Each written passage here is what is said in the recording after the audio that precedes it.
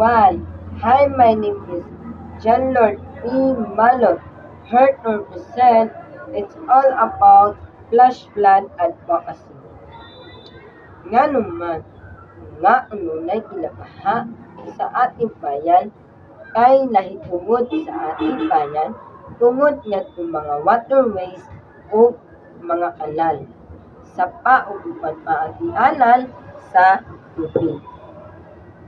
Sa panahon sa ulan, akong highlights dali ra ma-overflow ang mga waterways maoy hinungtan sa pagsaa ng mga tubig sa mga flood o areas sa mga lugar pagsagad bahaumon.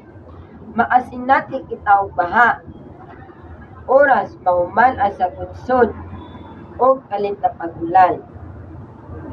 Wala na'y malungsod na tubig tungod barato sa salt o kupan pa ang atong mga alalig mao ini ang atong mapagitan sa Ola, Gray o mga lugar nga kamayla ang posibilidad nga bahaon. Pangalawa, o mga lugar nga mitya-mitya ang posibilidad nga bahaon.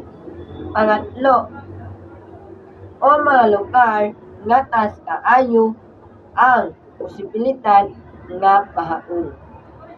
Pang-apat, o mga lugar nga ataas kaayo ang posibilidad nga bahaon. Proceed at Disaster Risk Reduction and Management and Office CDRRMO. Sa CDRRMO, tantang preemptive evacuation. Again, tantang preemptive evacuation. Ini mga pahinumdom mao ini ang aong mga result gikan sa bagyo o daghang salamat. Ako po si John Lord P. Malot, here to present. It's all about flash flood advocacy, and thank you so much. Bye!